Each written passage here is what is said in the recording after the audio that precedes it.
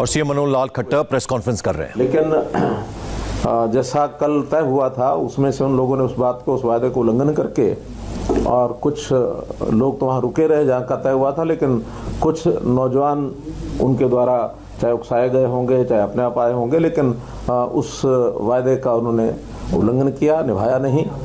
हमारे नेता जो भी मंच पर पहुंच रहे थे सब पहुंचे हुए थे। केवल मुझे वहाँ हेलीकॉप्टर लेकर उतरना था तो हेलीकॉप्टर पर वो पहुंच गए बड़ी संख्या में, जिसके कारण से मैंने भी समझा कि क्योंकि लॉ एंड ऑर्डर की स्थिति नहीं बिगड़नी चाहिए, इसलिए सुरक्षा को ध्यान में रखते हुए और मैंने अपना हेलीकॉप्टर जो है निर्देश दे करके उनको और करनाल में उतारा। तो इसलिए कुछ समय के बाद हमारे प्रदेश अध्यक्ष उनका भाषण हुआ, शिक्षा मंत्री उनका भाषण हुआ, वहाँ जो विधायक हैं उनका हुआ और जो नेता वहाँ पहुँचे थे सबके भाषण हुए। वास्तव में जो हमने किसान को बताना था वो सारा संदेश उन किसानों को चला गया। आखिर तो हमने अपने विषय बताने थे वो बता दिए गए, वो मैंने बताने थे या हमारे बाकी नेताओं ने बताने थे, उसमें कोई बहुत बड़ा अंतर नहीं था।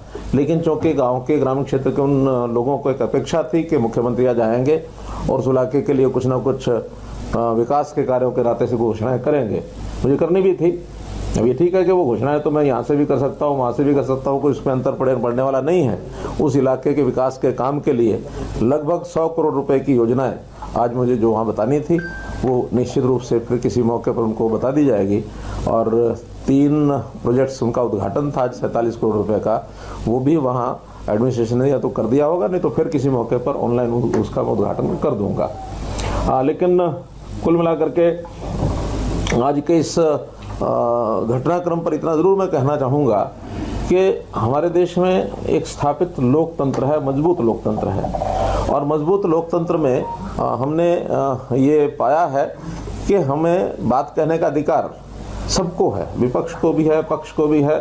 जो भी अपना यानी राइट टू एक्सप्रेशन के अंतर्गत जिस प्रकार का संविधान ने अधिकार सबको दिया है उसकी हम पालना करते हैं। हमने कभी भी इन तथाकथित किसानों के, किसान नेताओं के जो वक्तव्य हैं उनको कभी रोका नहीं। उनके जो आंदोलन चल रहे हैं वो चल ही रहे हैं और उसमें तो बल्कि वहाँ पर इतनी भीड़ होने के बाद, कोविड होने के बाद भी जहाँ वहाँ इतनी भीड़ है उसमें व्यवस्थाओं में बहुत से काम हमने किए हैं। हमने वहाँ स्वच्छता के नाते से, पानी के नाते से, वहाँ जो टेम्परेरी टॉयलेट्स है उसकी व्यवस्था की है, लाइट की व्यवस्था की है, वहाँ हेल्थ सर्विसेज को लेकर के मेडिकल फैसिलिटीज़ वो उनको दी हैं। तो ये सारे काम वहाँ किए गए हैं।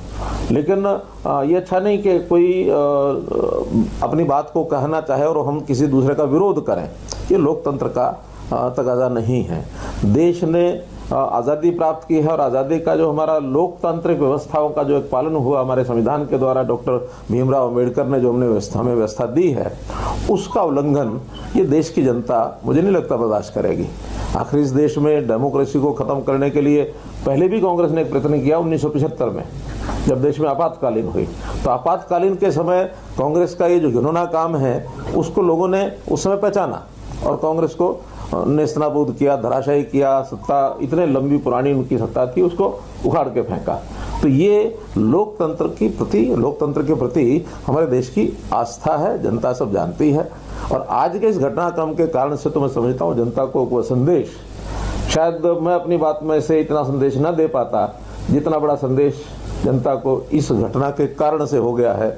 और बहुत से समाचार उसके बाद मेरे पास फ़ोन आ रहे हैं कि ये ठीक नहीं हुआ है और ठीक नहीं किया है। और इसमें से एक हमारे समाज में खास करके किसान वर्ग की भी बदनामी इन लोगों ने कराई है, क्योंकि किसान का ये रवैया नहीं हो सकता, किसान का ये स्वभाव भी नहीं है। हमारा देश का किसान कितना ही कम पढ़ा लिखा होगा, भोला भाला होगा, लेकिन बहुत गहरी उसकी आस्था है इन चीज़ों में, वो बहुत समझदार है। तो इसलिए इनको उस प्रकार का समर्थन मिलने वाला नहीं है। और इसमें भी अगर मैं किसी को, एक व्यक्ति को जिम्मेदार ठहराऊं तो उसमें जो परसों से वीडियो चलाया गुरनाम सिंह चड़ूनी ने, तो गुरनाम सिंह चड़ूनी ने जो जिस प्रकार का उकसाने का काम किया कि मुख्यमंत्री की जो ये सभा है, ये पंचायत है, ये नहीं होने देंगे और हम, उन्होंने अपने नौजवानों को या अपने जो साथ लगे उनके लोग हैं उनको आह्वान किया कि मरोड़ निकाल देंगे, ये करेंगे, वो करेंगे। मरोड़ निकालने का विषय नहीं है मेरा, तो क्या, मैं समाज का प्रतिनिधि हूँ, जनता का प्रतिनिधि हूँ, मेरी कोई मरोड़ नहीं है। मुझे तो जनता के आशीर्वाद से ये स्थान अगर मिला है तो ये जनता की अगर मरोड़ निकालनी है तो उनके सामने आ जाएगी, उसमें कहीं कोई देरी नहीं लगेगी। इसलिए अब वो बहुत ज़्यादा एक्सपोज होते जा रहे हैं और इस आंदोलन के पीछे अगर हाथ है तो मैं समझता हूँ कांग्रेस पार्टी का बड़ा हाथ है, कम्युनिस्टों का बड़ा हाथ है। तो ये सारे लोगों को भी इस बात का ध्यान में आता है कि ये कोई तौर तरीका नहीं है, क्योंकि कांग्रेस के लगातार वक्तव्य इस प्रकार के आ रहे हैं, उकसाने के सबके सामने हैं, और जो नेता इनके जितने भी आंदोलन पर बैठे हैं और जो बातचीत में भी जाते हैं वो सब कम्युनिस्ट विचारधारा के हैं। वो कम्युनिज्म जिसका नेस्तनाबूद हो गए, बंगाल में हो गए, चाइना में हो गए, रूस में हो गए, आज ये पैर पसारने के लिए लगे हुए हैं कि इन आंदोलनों के माध्यम से हम यहाँ पैर जमा लेंगे, तो इनको भूल जाना चाहिए। तो इसलिए मित्रों, आज का ये जो घटनाक्रम है इसका मैं निंदा करता हूँ इसकी, और जिन्होंने आयोजन किया उनका मैं आभार प्रकट करता हूँ, चाहे वहाँ की जनता है, गांव की जनता है, उस इलाके की जनता है, चाहे वो कार्यकर्ता है, चाहे एडमिनिस्ट्रेशन है, मीडिया के लोगों ने भी बहुत सहयोग किया है। मीडिया ने सारी बात, चाहे प्रिंट मीडिया आज लिखेगा, चाहे इलेक्ट्रॉनिक मीडिया ने अभी तक दिखाया है, उनका सबका मैं आभार व्यक्त करता हूं।